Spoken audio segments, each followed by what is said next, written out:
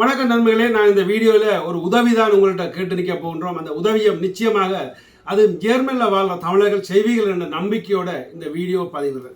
ஆம் நண்பர்களே, புலம்பெயர்ந்த தேசங்களில் ஒரு சிலர் எப்படின்னா தாங்கள் ஒரு திருமண வைபவத்துக்கு போடுற அந்த சாரியை அதலாட்டி அந்த சாரிக்கேற்ற மச்சான சேட்டு அப்படியான உடுப்பில் ஒரு தடவை தான் பயன்படுத்துவார்கள். அடுத்து இன்னும் ஒரு திருமண வைபவமோ இல்லை பிறந்த நாளோ அதை பயன்படுத்த மாட்டார்கள். அவர்கள் அப்படியே கொண்டே எங்கேயோ ஒரு மூலைக்குள்ள ஒரு அலுமாரிக்குள்ள அதாவது அப்படியே விடுவார்கள். அப்படி பலர்கிட்ட புலம்பெயர்ந்த தேசங்களில் அந்த ஆடைகள் நிறைஞ்சு போய் இருக்கின்றது. ஆனால் கடவுளுக்கு தெரியும் பணக்காரர்கிட்ட இருந்து எப்படி பணத்தை பறிப்பதுண்டு. அதாவது பறிப்பதுன்னு நான் உங்களை ஏமாற்ற வரவில்லை.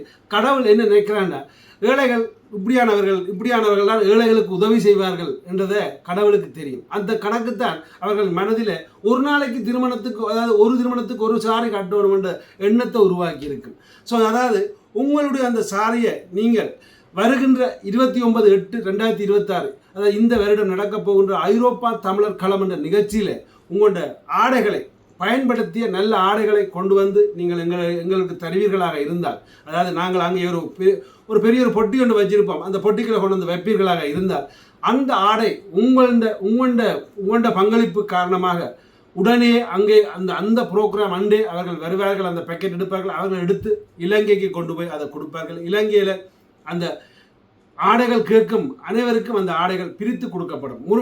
முடிஞ்ச பட்சம் அதாவது யாரெல்லாம் அந்த ஆடைகள் போடுமோ கீழே ஃபோன் நம்பர் எழுதுங்கள். என்னை பொறுத்தவரையில் ஒரு வாசியாலையில் யாரும் எடுத்து அதை பிரித்து கொடுப்பீர்கள் என்றால் மிகவும் மகிழ்ச்சியாக இருக்கும். அதை இலவசமாக கொடுப்பீர்கள் என்றால் இன்னும் மகிழ்ச்சியாக இருக்கும். அதாவது நீங்கள் யாரெல்லாம் நீங்கள் ஆடை கொண்டு வர போறீர்கள், உதாரணத்துக்கு சொல்ல போனால் நான் வரைக்கல ஸ்ப்ரிங்க கிளைடும் என்று சின்ன ஒரு வார்த்தை, அப்படி இல்லாட்டி நீங்கள் தமிழில் நான் கொண்டு வர நாடைகளை என்று உண்மையை சொல்ல போனால் டிஸ்பர்க் என்ற நகரத்திலேயும் 300 ஃபேமிலிக்கு மேலே முந்தி இருந்தார்கள் தமிழர்கள். அதாவது இப்போ இவ்வளோ பேர் இருக்காங்க எனக்கு தெரியாது. ஆனால் டிஸ்பர்க்கை சுற்றி பார்த்தீங்களா, அந்த உபகோசன், அடுத்தது ரெயின்பெக், கிரீஃபில், அப்படி இந்தியாவில் டிஸ்பிள் அப்படி பல இடங்களில் இருந்து ஆக்கள் வருவார்கள். நிச்சயமாக நீங்கள் 300 பேர் குறைஞ்சபட்சம் நீங்கள் 300 பேரும் ஒவ்வொரு சாரி கொண்டு வந்தால் கூட அல்லாடி ஒரு 150 சாரி சேர்ந்தால் கூட இலங்கையில் எங்கள்ட சொந்தங்கள் யாரோ ஒருவர் நிம்மதியாக அந்த சாரியை உடுத்து கொண்டு வாழ்வார்கள். ஏன்னா அப்படி அங்கே மக்கள் இருக்கிறார்கள் என்று எனக்கு தெரியும். இலங்கையிலிருந்து பலர் எழுதுவார்கள், கிறுக்கு பயல்கள். உண்மையை சொல்கிறேன், கிறுக்கு பயல்கள் கிறுக்குவார்கள். நீ என்ன பழைய உடுப்பை கொண்டு எங்களுக்கு ஏமாதிரி உண்டு. அவர்கள் திமிர் பிடிச்சவர்கள். அவர்களுக்கு இங்கே புலம்பெயர்ந்த தேசங்கள்லேருந்து பணம் போதும். புலம்பெயர்ந்த தேசங்களில் ஆக்களே இல்லாதவர்கள் அங்கே இன்னும் வாழ்கிறார்கள். அவர்கள் கஷ்டப்படுறார்கள். அவர்களுக்கு தான் நான் சேர்க்கும் இந்த சாரிகளும் இந்த சேட்டுகளும் இந்த குழந்தை பிள்ளை இந்த ஆடைகளும். ஸோ முடிஞ்சவரை மற்றவர் இந்த கதையை கேட்காம நீங்கள் உங்கள்கிட்ட இருக்கிற பழைய ஆடைகளை, அது குழந்தைகளுடைய ஆடையாக இருந்தாலும் சரி, ஷர்ட்டாக இருந்தாலும் சரி, டிஷர்ட்டாக இருந்தாலும் சரி, அதே மாதிரி சாரியாக இருந்தாலும் சரி கொண்டு வந்து அந்த பொட்டிக்குள்ள போடுங்க.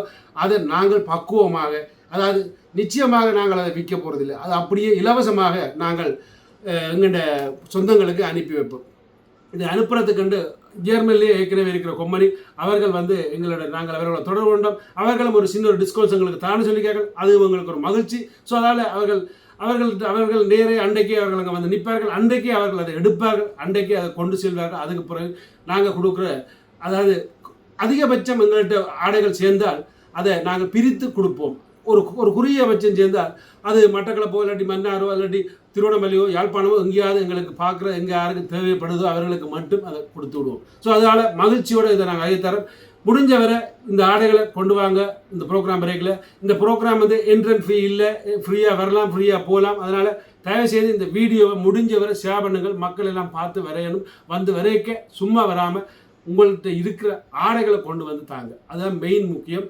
அது என்னிட்ட பலர் கேட்டிருக்காங்க, தாழ்மையுடன் அவர்கள் பலர் கேட்டிருக்காங்க. அண்ணன் நான் ஏற்கனவே உங்களுக்கே தெரியும், நான் கொடுத்துறான் என்னுடைய 10 ஷர்ட்கள் கொடுத்துறான். 10 ஷர்ட்டுக்கு மேலே அவர் போனவர் கொண்டு போக மாட்டேன் சொல்லிவிட்டார். அப்படி எல்லாத்தையும் கொடுத்தார். அதே மாதிரி இன்னும் ஒருவர் என்னுடைய விளம்பரத்தை பார்த்து திருவண்ணாமலைக்கு கொண்டே, அது லண்டனில் இருக்கிறார், அவரே வெளியே அடித்து, அண்ணன் நான் இதே உதவி செய்யணும், நான் போகிறேன் அடுத்த கிழமை, நான் இதே உதவி செய்யணுமா இருக்கேன்னு கேட்டார்.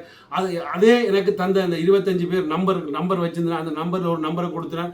ஒரு பெண்ணுக்கு 10 சாரி புதுச்சாரி வாங்கி கொடுத்துட்டு தான் வந்தவர். அவருக்கு இந்த இடத்துல ஒரு நன்றியை தெரிவிக்கிறேன். ஸோ முடிஞ்சவரை கொண்டு வாங்க டிஸ்பர்க் இந்த ப்ரோக்ராமுக்கு வரைக்கல, இந்த நிகழ்ச்சிக்கு வரைக்கல சாரியில் அதை நான் உங்களோட பேரில் உங்களோட அன்பான அன்பளிப்பாக எங்களோட சொந்தங்களுக்கு கொண்டு சேர்க்கிறது.